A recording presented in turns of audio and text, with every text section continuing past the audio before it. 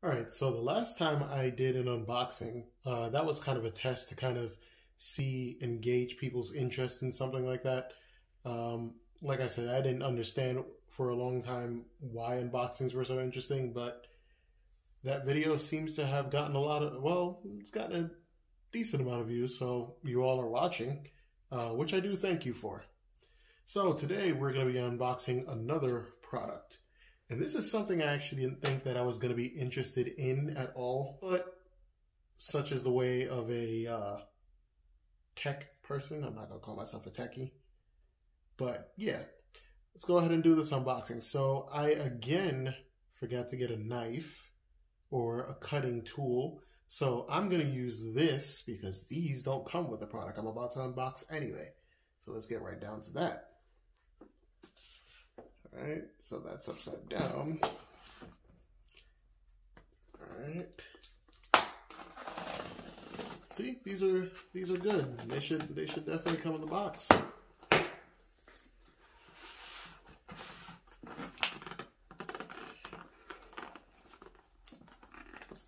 mean, they're not the best because obviously it's still taking me a few minutes to open this box, but you know, let's just rip that. That is some strong tape. What the heck?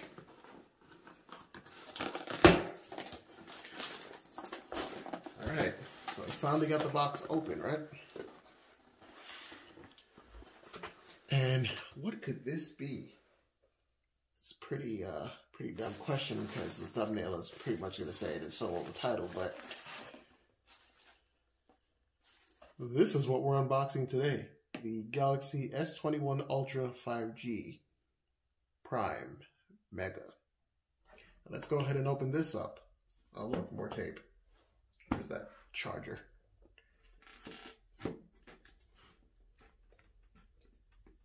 Alright. Sitting here struggling. Thought that was gonna be easy, but it wasn't. Alright, let's get over here.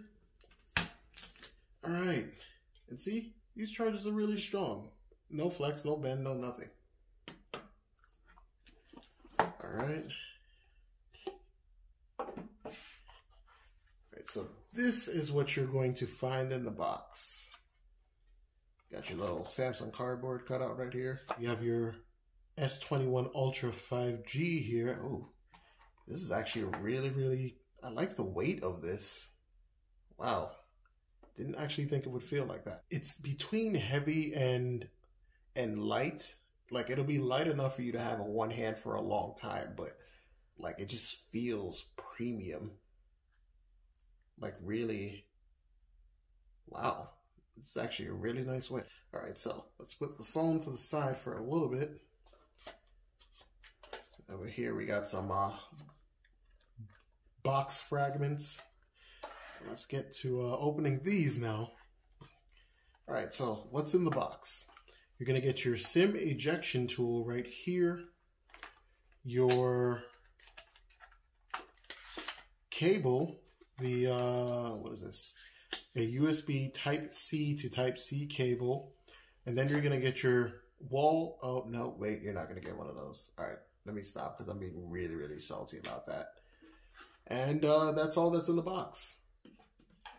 Yeah, I understand it's better for the environment, but then one could probably make the argument that, you know, they include all this other stuff that doesn't sit well for the environment.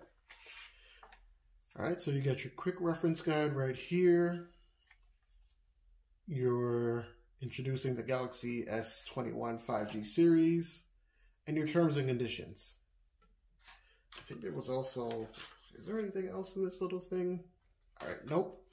All right, so that's all you're gonna get in here. Oh, and that SIM ejection tool, which I'm actually going to need in a few. So there you have it. That's what you get in the box.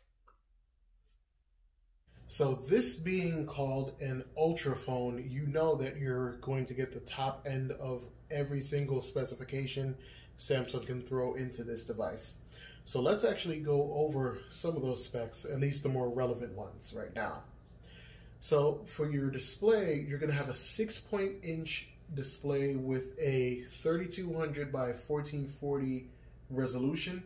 That display is also capable of 120 hertz, and the good news this time is that you can actually run both the 120 hertz and the full resolution at the same exact time, although that will impact your battery.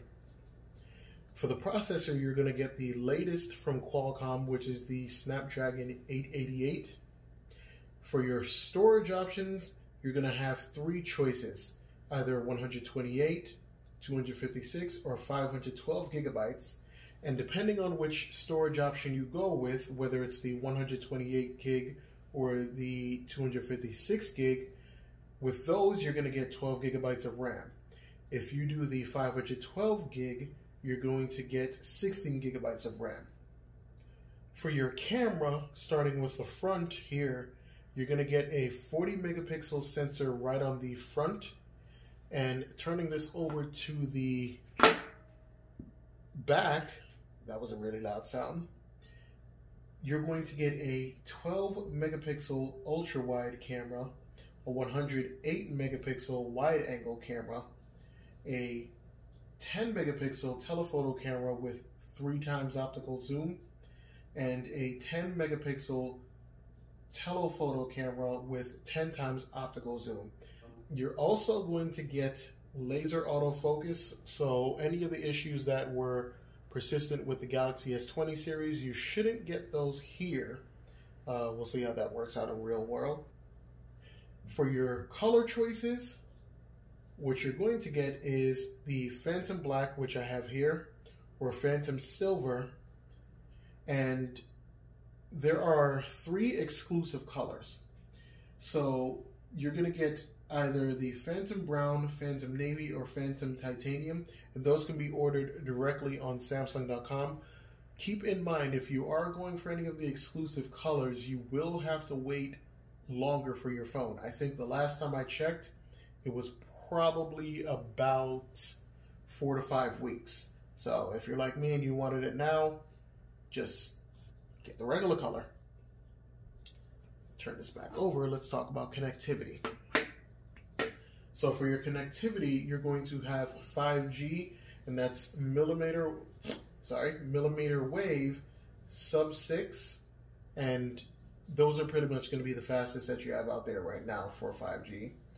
For your Bluetooth version, you have 5.2, and this has the latest and greatest Wi-Fi chip in it, which also takes advantage of the new 6 gigahertz spectrum that was actually opened up for devices. For your battery, you're going to have a 5,000 milliamp battery, so it's pretty large. And just some of the miscellaneous stuff, you're going to have a larger in-display fingerprint reader. The device has Gorilla Glass Victus. It's IP68 certified, which means if you drop it in water, as long as you're not dropping it in like the sea, you should be good. If it's like in a pool, you take it out within 30 minutes and you're good. Although, interestingly enough, someone actually has a video out there that had the phone in a tank of water for, since it actually came out, so that's interesting. One of the, or two of the other specs you should definitely be aware of is that there is no MST support for Samsung Pay here. That comes as a blow to me because I actually do use MST a lot. And there's also no micro SD card slot. So if you do want to go with this device, make sure you get the storage option that's going to be right for you. Now there are some other specs here, and I'm going to leave those on the screen. Feel free to pause as always and take a look at those, but that's it for the relevant specs.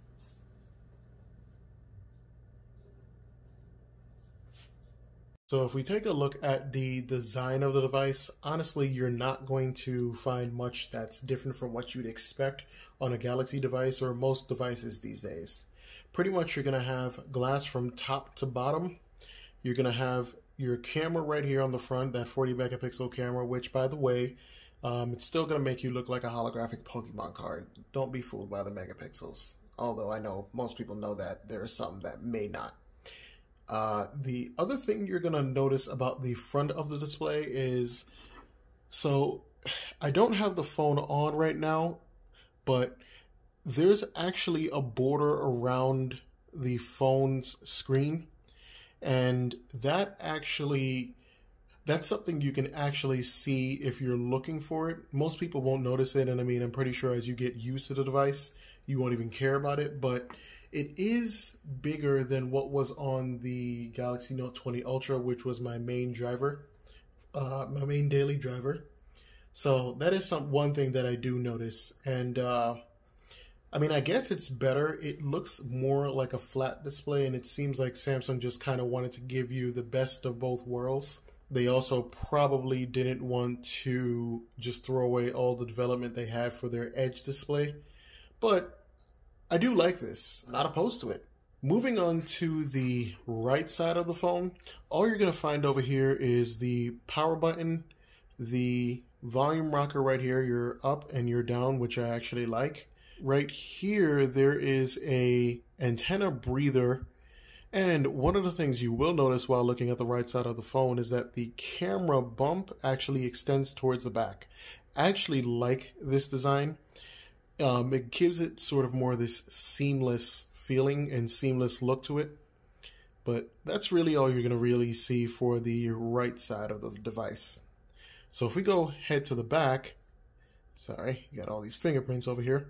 So immediately what you're probably going to think is that this is plastic, and you would probably be forgiven if you did think that, because I still think that it is.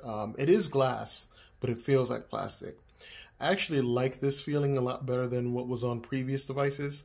The glossy back did look more aesthetically pleasing in some cases, to me at least, but I'm kind of getting more akin to the matte backs now.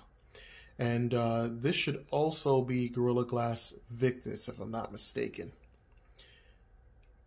Now, looking at the camera array here, one of the things you'll notice is that this is actually raised. So it extends to the back like I showed you before. And that's actually necessary because there are a lot of internals in here like I was explaining before. And if you're wondering why there's a big space right here, this is actually to extend the 10 times zoom lens that you have right here on the bottom. So that's not just wasted space, it's actually needed. But you're gonna have your 4 cameras, so 1, 2, 3, and 4, your LED flash right here, and then your laser autofocus, which should actually work a lot better than what was on the Galaxy S20. Like I said, well, if I didn't say it, I never had experience with that device, but I know that there were a lot of issues with the focus, even after the updates, so you shouldn't get those here. The Samsung logo right here is actually etched into the glass, and it's raised. It's a nice feeling. It gives it a very premium kind of feel to what's already on the back here. And that's it for the back. For the left side, honestly, you're not going to find anything here with the exception of 2 antenna breathers, one right here and one right here, and that's it. Now, the top of the device, there's something that's gone. If you didn't notice, or if you don't notice, you'll be okay. You'll be forgiven for that. On the top, you have another antenna breather line, and then you have your 2 microphones here. And if we go to the bottom, so what's missing is now located right here at the bottom. So see this? This is where your SIM tray has been relocated to. Actually kind of like that, because if you have a clear case, you rarely are probably going to look at the bottom of your phone, especially since wireless charging is prominent these days. So I like the fact that the SIM card tray is down here. Just my opinion anyway. Other than that, you're going to have 1 antenna breather line right here and 1 antenna breather line here. And then you have your speaker here, your USB-C charging port, sorry, and 1 more microphone. Be very, very careful and definitely look in detail as to where you were sticking the SIM ejector tool.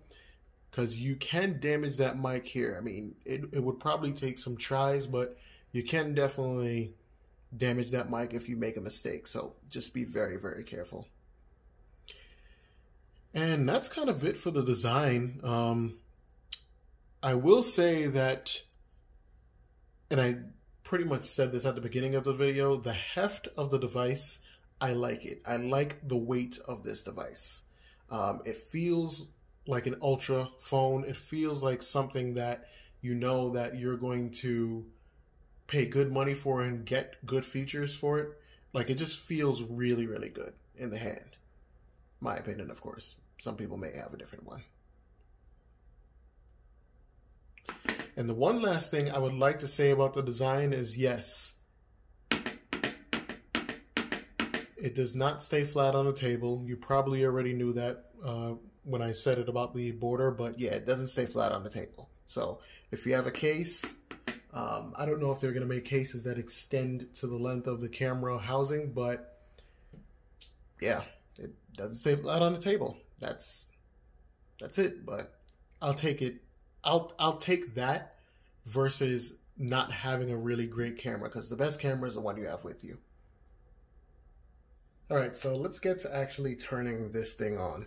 So before I do that, I want to be completely honest. I actually went ahead and set up my device with every single thing that I had from my old phone. And the reason I did that is because, honestly, if you've seen one setup for a Galaxy phone or a Google phone, you've seen them all. You're going to enter your Google account, you're going to enter your Samsung account, and pretty much you're just going to have everything that's on your phone. So that being said, I wanted to see if I could show you all just some more useful things. So let's go ahead and turn it on.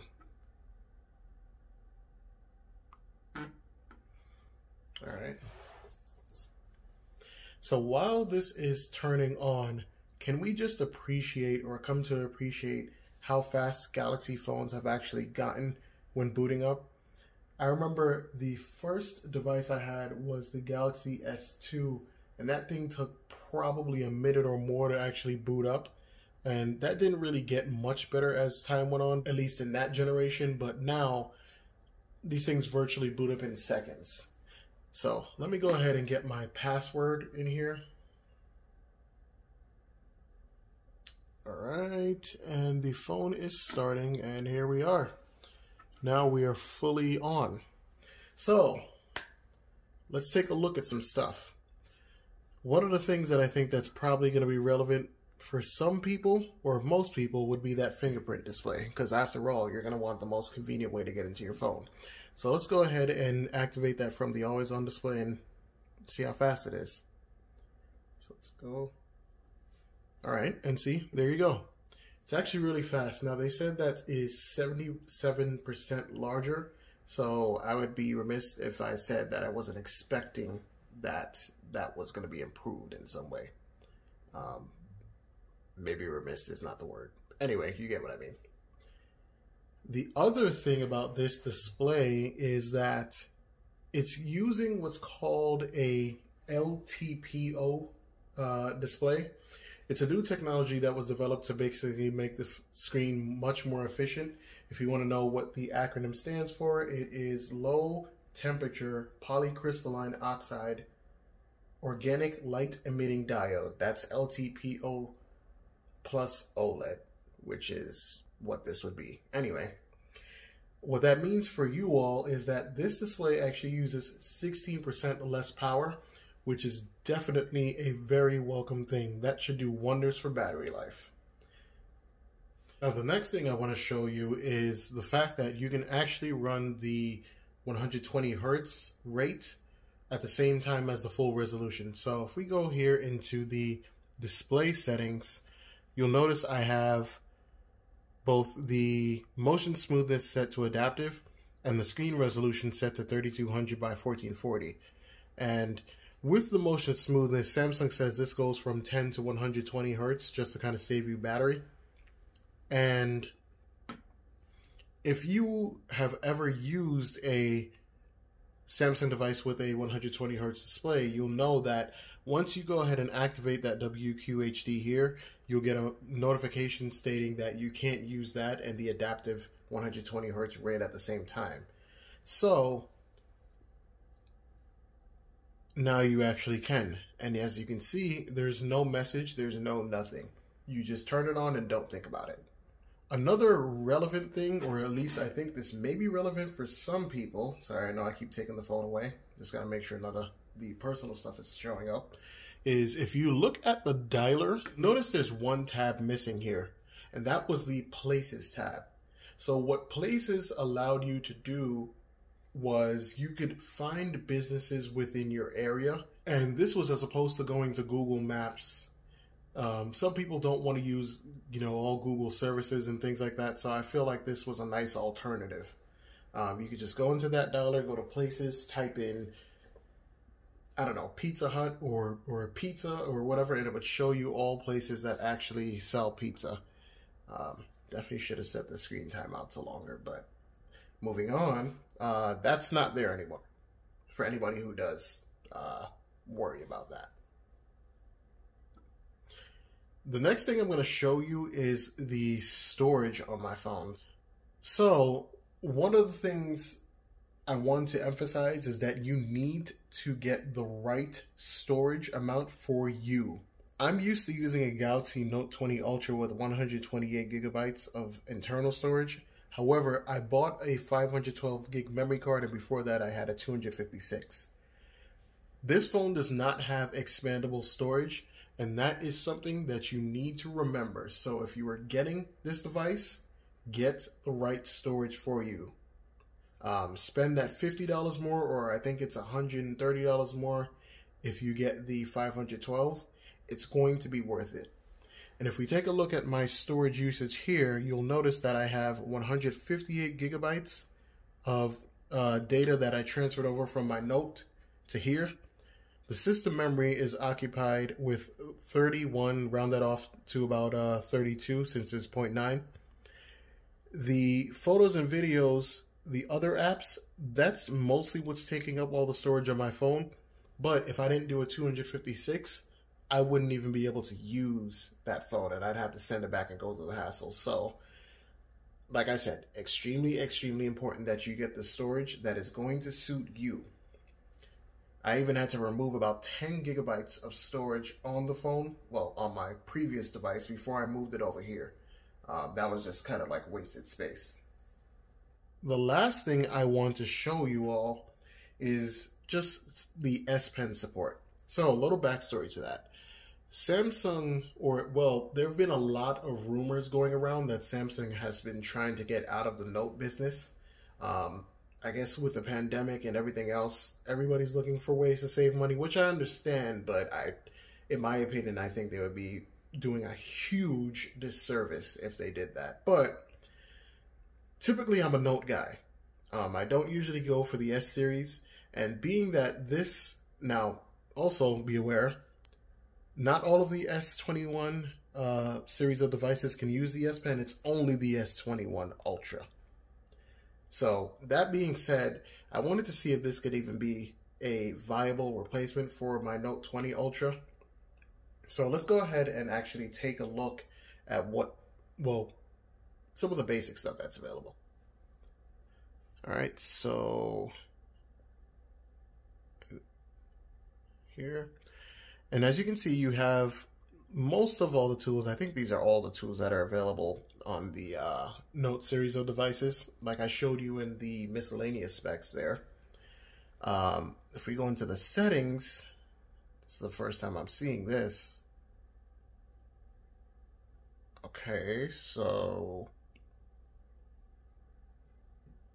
there are no settings here. All right, so this is kind of what I was afraid of. I kind of thought to myself that when Samsung was adding the S Pen to the 21 series, that they would they wouldn't do a full job. And what it seems like they've done is just add the basic tools of the S Pen. Now, I'm pretty sure, well, I hope to God that this is actually going to be fixed with software updates or added, expanded on with software updates, but there are no settings here. What I mean is, if we take a look at my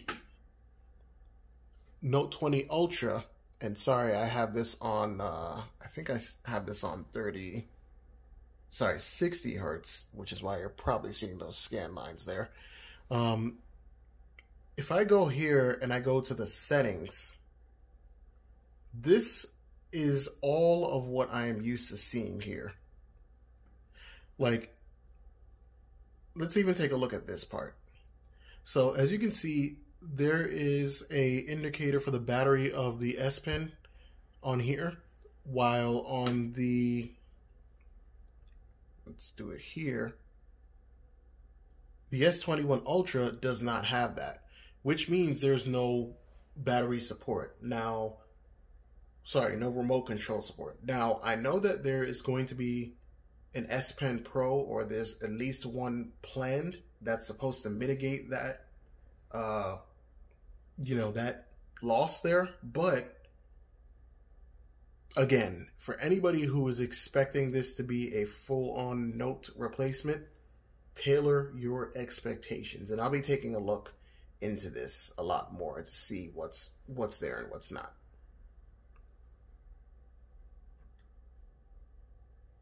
All right, so for the conclusion of this unboxing and sort of first look, thought I would leave this little slideshow on for a few minutes, but one of the things I wanted to ask you all is just what you think about what you have seen so far. If you're a Note user, is this a prospective device that you're looking at? Is this something that you're not really going to be into? I just want to know what you all think. So if you could definitely go ahead and leave some comments on here, and let me just share those with me. I'm very interested to see. So as always, no matter where you are in the world, have a good day or have a good night. And hopefully there was a lot of information in this video that was useful to you. And as always, thank you for watching. My hands are super big. All right. Yeah, that's what I'm doing. It's like a sideways peace sign. Anyway.